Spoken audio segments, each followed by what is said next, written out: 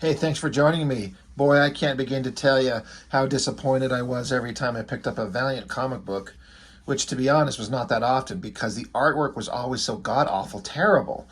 I'm sorry, I know that there's a lot of people that hold Valiant Comics in high regard, and I honestly can't really speak too much on it because I read almost none of them. So I can't be hypocritical and be like they weren't good because I never read them, but I didn't read them because the artwork was so boring. How can you be reading comics in the era of the Marvel comics and the rise of the image guys and seeing all that dynamic art and then look and see what Valiant Comics was doing and not just be bored out of your mind? Like I just it's a personal taste thing. I understand that everyone's got different tastes. So if you're gonna get me to pick up a Valiant comic book, you better put a good artist on it. And they did with Joe Quesada on Exo Manowar. I saw every character and every title in the Valiant universe just sounds like a ridiculous concept. XO Manowar, um, Bloodshot, Ninjak. Like, what are all these ridiculous names? The Hardcore. I look again. If you're into them, great. We all got different tastes, but for me, that was the most ridiculous bullshit sounding nonsense, and absolutely not. But I was big time into Joe Quesada's artwork at this time. Quesada's gone through some varying degrees of styles. Like, I was super excited when he went off to go do his own Ash comic, but he changed his art style into something I did not like at all. And I kind of was not a fan of him for a while, but then he came back and he changed his style a little bit more, and I kind of like what he does now. So I like old him and current him, but middle ground him, not a fan of. For those of you who ever picked up this book, I mean, look at this shiny ass. I do not know what this is. This crazy, glossy, weird, shiny cover, and the insides are like this silver, reflective. Like, God, it's so reflective. Like, you can see everything, right? I do not understand what that was, but I gotta be honest, I kind of liked it. It made it feel like it was a unique thing. You could probably reflect the sun off this and blind somebody. And Joe Quesada can throw together a hell of a double page spread of a, like, I didn't know anything about the character. Some guy in an Iron Man suit fighting alien somethings. Okay. Nothing about the design sold me on it. It was purely Quesada. And we are lucky enough that he did all the interiors on this thing too. So it starts out with this ridiculous, like, wordless. I mean, it starts out with like 10,000 years ago on a planet somewhere. There's like a tree and some weird punk rock alien creatures that got like jizz goo coming out of their hands. Sorry, I keep seeing my reflection. No one wants to see me. But seeing this shit coming out of their hands. They got jizz everywhere. And what are they doing? I don't even know. Giant alien ship, alien world, something. And I kind of like the idea. I mean, it says it's a prologue, so we're setting up presumably Exo Manowar, and I like that they're showing this alien stuff, but they're not having a bunch of words cluttering up the images. So I actually appreciate that. It's just that some of this stuff was kind of unclear. I don't know what the hell was going on. Giant weird floating alien ship thing. Two punk rock aliens show up and drop their handful of jizz into a cup. So it's two aliens, one cup, I guess. More aliens in more spaceships. I guess some take off and go flying. And there's like fat punk rock alien down here. Why is he a fat one? Why is he in a chair? Why do all these things like spew around him and shock him? What is going on? All this magical stuff happens and he turns into Dr. Mirage. Oh, wait, no. Like, come on. Nothing about that looks interesting, guys. Come on. But then the guy himself, the alien, turns into an Iron Man suit. And then the aliens take off into space. I like that it's kind of weird and it doesn't make a lot of sense. So it adds an air of mystery, like, what the hell is that? But I also don't like it because I don't understand what the hell's going on. Anyway, we cut back to Earth, 399 AD, region of southern Europe, blah, blah, blah, the Visigoths, something or other. Some kind of encampment, some kid talking to his father. His father's making some swords or some shit, telling him, once you're old enough, son, I'll teach you how to cut the heads off of heathens or something. And the kid's like, God, Dad, I can't wait. Can you teach me today? But first, someone's calling for help. So Daddy grabs his sword. And apparently it's the kid's mom.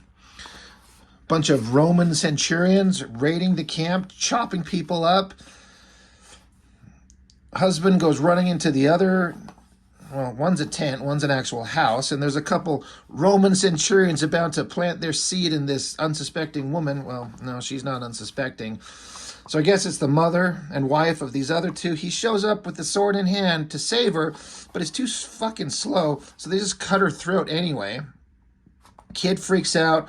Husband disembowels that guy. All right, good job. I like the black and white silhouette going on there. This guy's ready to fight. Daddy faces off against Roman centurion, tells the kid to get back. They face off. Roman centurion cuts the daddy's head off, literally decapitates him. Kid sees it, grabs a sword, and then just stabs the Roman centurion right through the heart. So, good job, Dad. Interesting use of little tiny panels. Like 16 panels there. You know, I'm just kind of looking at the coloring. And Joe Quesada's got a weird way of drawing sometimes. Like the eyes and the mouth there. Kind of weird, but it works. But now the kid, he's Batman, right? He watched his parents get killed, and so now he's got to make a vow to have a life of vengeance. Anyway, now it's years later, and he's grown up, and now he's decapitating Romans everywhere he can find. He's joined up with whoever's, and they're just running around decapitating people. That's what we do in this book. Decapitation there, decapitation there. That's cool. They find like a temple, and inside there's another woman. They're probably going to try and put their seed in her, but they're like, nope, we got to kill her. Jesus Christ, only 2 women in this book are going to be raped or put to death. That's history for you, right? But our heroic guy shows up, and they're gonna kill the hot girl. It's important that she's hot. If this girl here that they're gonna kill was like a 400-pound troll, I don't think our hero would be like sneaking up in shadows, gritting his teeth. Like one hand on his sword, one hand on his dick. Stabs the guy. Tells off the other guy, you're a Roman pig. Probably decapitates him. You can't see it. But now, heroic guy, I mean, he's got the girl down on her hands and knees right up to his junk. His buddy's like, what are you going to do with the pagan wench? He's like, whatever I will. That's a little rapey. So he cuts her free and drags her off. Probably to a fate not much better than what she was about to get. And so she's like, they took me captive years ago. I prayed to their god, Lu, L-U-G-H. What the hell kind of name is that for a god? I prayed to the god Lu. He's like, well, don't even you think about trying to escape me, wench. You belong to me now. I mean, that's what that actually says. She's like, oh, no, my lord, I wouldn't think of it. And he's like, why is that? I owe you my life. It is a debt that must be repaid. It is the way of my people. How may I serve you, my lord? And he's like, I'm going to put my seed in you. That's what we do. Lay down, shut up. And, of course, weeks later, oh, they're like a happy couple. Isn't that cute? That's how this works. He's getting drunk. I like Joe Quesada's artwork. I guess I shouldn't be skimping on that. I want to make sure I emphasize that. And even the coloring. I've said before about a few of the Valiant books that I've looked at. I never liked the coloring. But it kind of works here. I'm kind of digging it. Oh my God. I reviewed all the Deathmates that I had. I never had Deathmate Blue. Deathmate Blue. That's the most appropriate title ever. And my brother and I believe it was Deathmate Yellow that we literally ripped up on camera. Like, we looked at it and ripped it to pieces. Anyway, same old, same old. Our heroic guy, he's done enslaving women. A light in the distance, they go charging, and oh, look, it's the punk rock aliens. They're eating people. That's cool. I really like these, like this face right there, the shading, the lighting on that. So our heroic barbarian guy, he sees a bunch of alien creatures eating people, and instead of being smart and hiding, he just dives in after him and starts chopping them up. But they shoot him in the head, and he drops to the ground, and they drag him off. I mean, it's just a deflection off his head. So... and they're like, oh my God, he's gone. Blast off into space, and it's 7 years later. Now he's their sex slave. The tables have turned. No longer does he get to be the guy enslaving hot babes. Now the aliens are enslaving him. And they're like spitting on each other. It's like a kinky sex thing. And so the alien like bitch slaps him. This is some BDSM stuff right here. He's into it. He spits in his mouth. But it's 7 years later, so he's got long hair and a beard, and he hates these alien guys because he's their naked sex slave. That's awesome. Alien ships still flying around. These humans are slaves. They go to some other planet. There are cars. They're throwing bodies around. Our hero literally runs into Elvis Presley. There he is. There's Elvis. He's the map giver. How is it that you speak my tongue? Kiss me, Elvis. So anyway, they talk, they chat, and the map giver carves a map onto our barbarian hero's hand so he can find his way through the ship to do what? Anyway, while the alien ships are like orbiting Earth, explosions in space, and oh my God, look, it's Solar, Man of the Atom, I think, right? Isn't that who that is? For a bunch of characters I don't care anything about in a universe I know nothing about, I thought this was a pretty awesome kind of scene, how this guy's been captive for a long time, and they come back to Earth. Now, obviously, there's got to be a massive jump in time by centuries because they're back in orbit of Earth, and they're presumably going to like invade Earth. But we got a hero, a protector, Solar, and he just shows up. I like that it's silent, it's wordless. He's just out there fighting them. So, from a story perspective, I like that. That works. Kind of makes him kind of cool for once. And another wordless page of just visuals showing you Solar is blasting at things, aliens are running. Our barbarian hero grabs an axe, kills an alien, he runs around, he jumps down a hole. Thankfully, we're spared seeing his little naked dingle dork hanging down there. That'd be awesome if they did.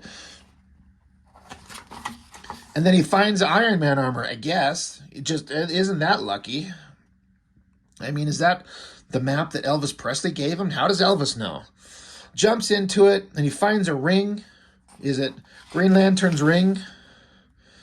He's got an X on it. I wonder if he has a phrase like, by the power of my taint, I hope I don't faint. And then he gets the Iron Man armor. It goos all over him. The aliens' lasers bounce off him. He says, this must be good skin. The map giver said this skin would protect me from their firelight.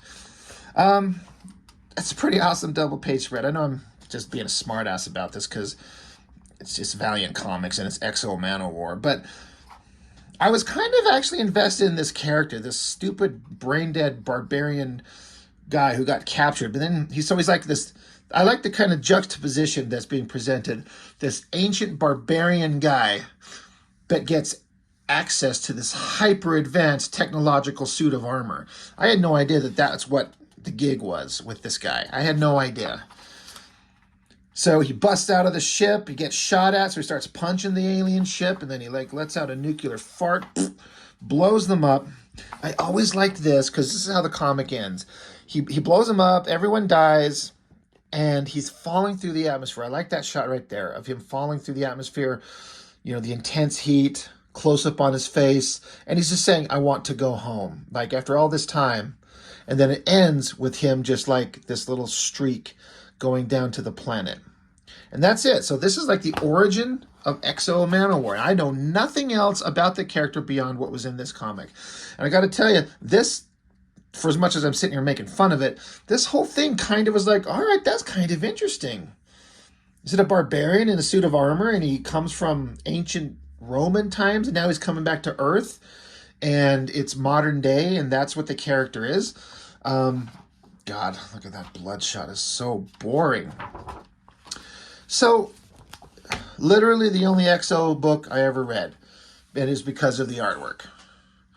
And Joe Quesada's way of drawing muscles and anatomy, and he's got a design sense. Sometimes the storytelling is a little bit unclear. Like, I'm not sure what's going on. But it's good, and I like it. It's enough there that I found it to be enjoyable. That it made me pick up a Valiant comic by choice. So, you know, I don't know. If any of you guys read Valiant comics, and what was the basic premise with X-O Manowar? Like, is it just that he was a barbarian with a hyper-advanced alien suit of armor, so he's like man out of time, but he's got the most advanced suit ever? And does he talk like a brain-dead barbarian like Conan? But again, I looked at the other books when they were on the shelf, and I'm like, the artwork was just so boring. I'm sorry, you're not going to get me to pick it up if the artwork is boring. And that's Valiant Comics to me. But anyway, that's it. Just a quick flip through. X-O Manowar. Is it? It's not even just 0. Yeah, issue 0. So, that's it. That's all I got. Thanks for watching. Bye.